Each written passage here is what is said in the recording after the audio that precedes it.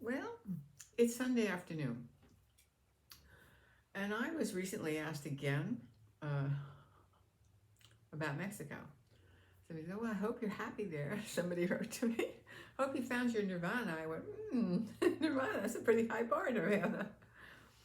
And I thought, what is it I like about Mexico? People ask me that a lot. Well, what do you like about Mexico? As if there wasn't a lot. And I'll tell you something. I like that people look at you here. We in the United States think, oh, you're not supposed to look. You should look away. What are you looking at? If you're looking at somebody, you're going to get confronted. In Mexico, it is the norm to look at people, whatever. And because I'm American, people do look at me. I have to say something. I like it. I'm a single older woman. How often do you get looked at, honey? Not at all in the United States. I don't exist. I'm invisible, People tell me, look at me. They say, good morning, buenos dias, or buenos tardes. I go, oh, yeah, buenos tardes to you, too. Thank you. It's easier to live here. Bottom line, it's easier. There's less tension. I don't have to worry all the time. Like, oh my God, I forgot to pay my bill. I'm a day late. They're not going to turn it off. They're not going to turn it off. And if they do, they're not going to charge you a penalty to turn it back on. Okay? It's not the way it is. I mean, you got to pay eventually. It's simply for water. You could basically live the rest of your life without paying your water bill. They will not turn off your water because water is a necessity. They won't turn off your electricity if you don't pay it. It takes about a month to do that. Telephone instantly, like 5 days, you haven't paid your bill. That's it. I pay my cell phone differently. I pay it monthly. They actually give me a day's grace on my cell phone, but I sort of keep track of it. By the way, my Android A52 Samsung phone costs me $8 a month in Mexico. Another reason to live here. Another reason to live here. I can't even imagine what it costs in the United States. The other reason is the ideal for Mexicans is humility. I'm not saying they practice it. I'm just saying that's their ideal, is to be polite and have humility. And there's something really lovely about that. They're not all running around wanting to become influencers or millionaires. They are very, very family oriented. I'm the hippest a Mexican you'll meet is still going to show up at his mom's house and his dad's house on a Sunday for some time, or her. They're going to do that.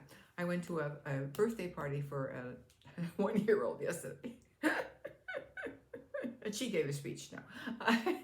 And well, there are obviously a lot of adults there, and I'm there because he is my lawyer's daughter. Oh, and I have a lawyer here, which is really important to me, to have somebody. My Spanish has gotten better over the years, but it ain't that great, So it's really important to me that I have an attorney who's accessible to me all the time. Another thing I didn't have in the United States. The main thing is I just always knew, I knew at a young age, I don't belong here. I just knew it. I knew at 8 or 9, I don't belong here. I don't know where I belong, but I don't belong here. Because I came from a family that were crazy people. And not that I'm so sane, but they were really, in a certain way, they're completely typical. People think that Americans are crazy. But what we consider typical behavior in the United States, Europeans and Mexicans think is crazy. Working all day long, working 7 days a week. You always have your cell phone on so your boss can get you at any time. They think we're nuts. I think we're a little crazy too, but now it's become a matter of survival. If you don't do that, you don't survive. So there's that. There is homemade foods. You can buy homemade cheese here. Against the law. In the United States, it's against the law. Because maybe I'm going to get something. Maybe I don't know, some foreign thing, get a stomach thing.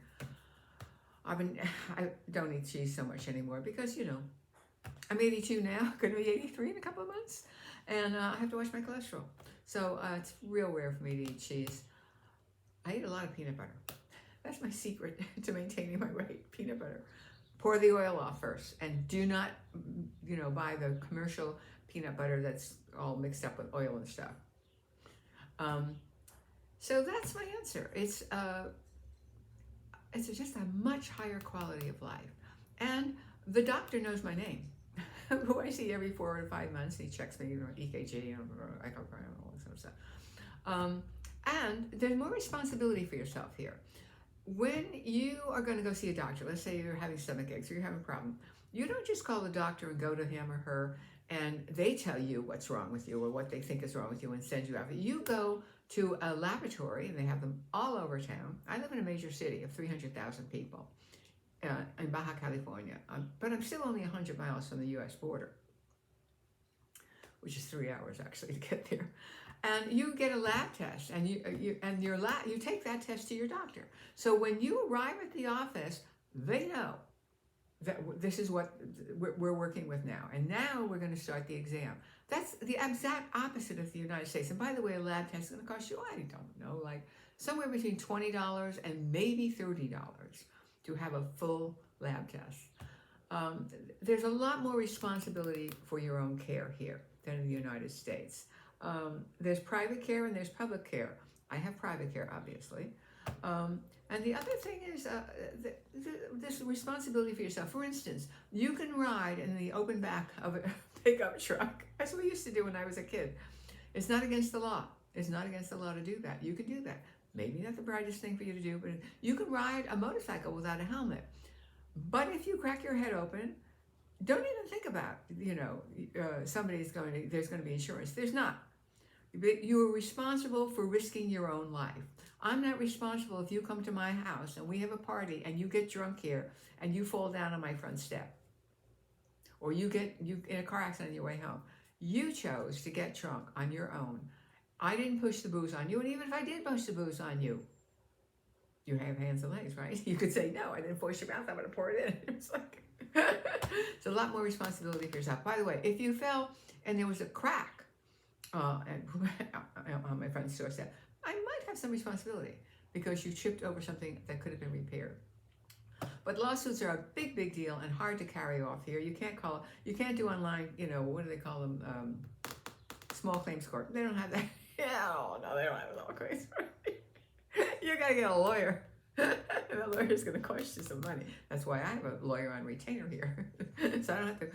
And my lawyer also does things like register my car for me. Can you imagine a lawyer in the United States would register your car for you? Wouldn't happen. So there are a lot of conveniences here, and people see me. I'm an old lady living by myself, but people know who I am. They see me. They say hello. They go, that's the old lady who lives over there. That's why I live in Mexico. I'm seen here.